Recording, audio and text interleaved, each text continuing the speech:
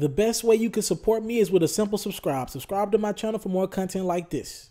Mr. Taliaferro TV, very complex piece coming your way, but what I need you to do is subscribe to my channel before we get into it. Subscribe to my channel for more exclusive content like this. Alright, so what I want to do is break down a few things between Kanye and Jay-Z, then we'll come back with another video to really get into Jay-Z's mentality of Kanye right now. But let's talk about Tidal. Alright, I want to make this clear before we get into this. Kanye left Tidal before this situation is before Jay dropped his album 444 last Friday morning, last Thursday night. Let me make that clear. This situation happened before Jay-Z dropped his album, but there is a connect to this album and the situation not ending well. All right, so we'll get there soon. Let's talk about it though. Over a month ago, Kanye's lawyer sent a letter to Tidal saying the company was in breach of the contract and then pretty much that the contract was terminated. This comes back to Kanye saying he's owed over $3 million. All right, over the next 2 weeks, lawyers for both sides tried to resolve their conflict, but they failed. And 2 weeks ago, I'm being told through sources that Kanye's lawyers, sent off a second letter declaring that the contract was over because Tidal / Jay-Z breached it. For those who don't know, Jay-Z owns Tidal, all right? He bought it a while back and it's just been his ever since, and he gave everybody involved ownership, right? So Kanye has a piece of the, I think like 1-2%. Rihanna has ownership. I think J. Cole has ownership. Of course, his wife Beyonce has ownership. And so on. So all the artists that agreed to put their music out through Tidal, Jay, instead of just paying them up front, he gave them ownership. Now, with that being said, Kanye and other artists are supposed to be paid on the back end. So we're told that, when I've been told from a couple sources, that Kanye, when the Life of Pablo album dropped last February, he brought in over 1.5 million new subscribers. For those who don't remember, his Life of Pablo project was exclusive to Tidal for a long time. All right. He was supposed to get a bonus, but the company never paid him. All right. Here's the thing. Tidal is saying that they haven't paid him because Kanye owes them music videos to go along with the album. Again, I don't know what's in the contract specifically. I'm not privileged to that contract. So I would have to see the contract to know if was Kanye supposed to produce music videos with the album, or was he supposed to get paid first for his contributions? And it's obvious, right? When Kanye dropped The Life of Pablo, it had a dramatic impact on Tidal because people wanted to hear Kanye's new project. Here's where it gets more crazy.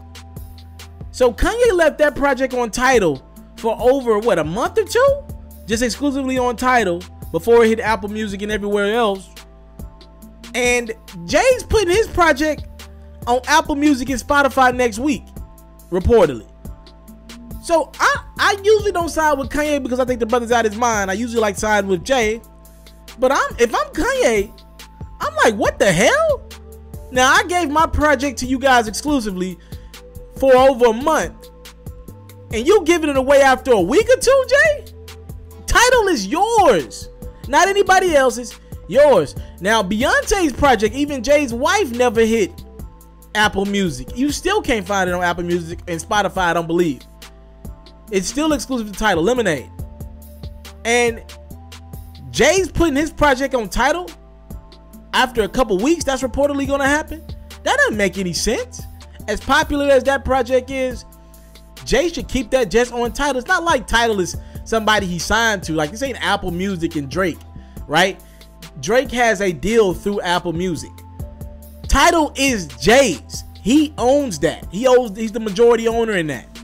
Doesn't make any sense for him to be putting his music on Apple Music. And Kanye, I'm pretty sure, is like, shit, I got a little percentage in it, and I kept mine on Tidal exclusively longer than you kept yours on. That's ridiculous. That's the backlash. Again, all this legal stuff had been taken care of before then, but I'm pretty sure Ye hearing this didn't make it any better. That definitely is another piece to this puzzle. All right. If I'm Kanye, I'm thinking to myself, I played myself. I probably could have had more sales, more streams, more everything if I would have just never made my project exclusive to Tidal. I thought I was doing good business with Jay. And it gets even deeper than that. If you're Kanye, you're like, this has been stopping me from working with artists. Reportedly, Kanye and Drake had an album in the chamber, but because of the Apple Music and Tidal difficulties, they didn't want to put it out. If you're Kanye, you like, what the hell? I don't even like the exclusive music thing. Kanye has spoke out against Tidal a lot of times. Kanye's like, I don't even like this. And you putting your music on Apple Music when you own Tidal? That doesn't make any sense. I think Kanye has a point. Now, let's bring this thing full circle. Let's talk about why the Jay-Z diss on Kill Jay-Z has an impact on this. Because legally, all this stuff has been going back and forth with the lawyers from Tidal and Kanye's lawyers as well before this project came out. I told y'all that. But there is an element of this new record. Since Jay has been so outspoken about his lack of relationship with Kanye, even though he was only responding to Kanye going on stage and talking about Jay in front of thousands of people on his Life of Pablo tour. But since Jay did speak about Kanye, since the talks are in standstill between the lawyers, this probably means they won't resolve anything. Because of Kanye probably hearing the record by now, I'm sure he's heard Kill Jay-Z by now. I'm pretty sure this means that in the future, they won't be able to resolve their issues like civilized people, which probably mean Kanye's probably going to find a way out of this contract. And if he can't, he's going to probably force himself out of the contract if legally he can. All right. Very unfortunate situation for two well over 40. Jay's well over 40. Kanye's over 40 grown men who can't come together.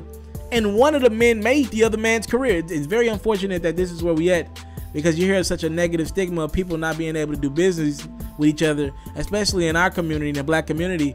And it's like, dang, like these are two out of the biggest African-American success stories we have, and they can't even get along with each other. And hell, one's career is owed to the other. All right, Kanye and Jay-Z can't get along on an agreement. I don't know. Again, I don't know what the contract says, but if it's true that Kanye has given Tidal a 1.5 million new subscribers after he released the Life of Pablo, I think the brother deserves to get paid. That's just my opinion. Again, Life of Pablo came out in February of last year. Kanye says he's owed over $3 million that he never got, and Tidal ain't trying to pay up. And Tidal saying that they were old music videos. Who knows who's right, who's wrong? But you think if somebody's owed $3 million, even before the music videos are shot, you'd want to pay up that portion of it. I mean, where's this money going to? Because Tidal's getting a lot of new subscribers. One can only assume, where's this money going to? All right, talk to me in the comment box below. Kanye and Jay ain't getting along, and it happened before the diss. I think the TMZ just wanted to release the story after the diss is out in the public, because it just makes more sense. But there is an element to the diss that's going to impact the future, because these two probably won't be able to sit down at a table and discuss their issues. All right, talk to me in the comment box below. Subscribe to my channel if you haven't done so.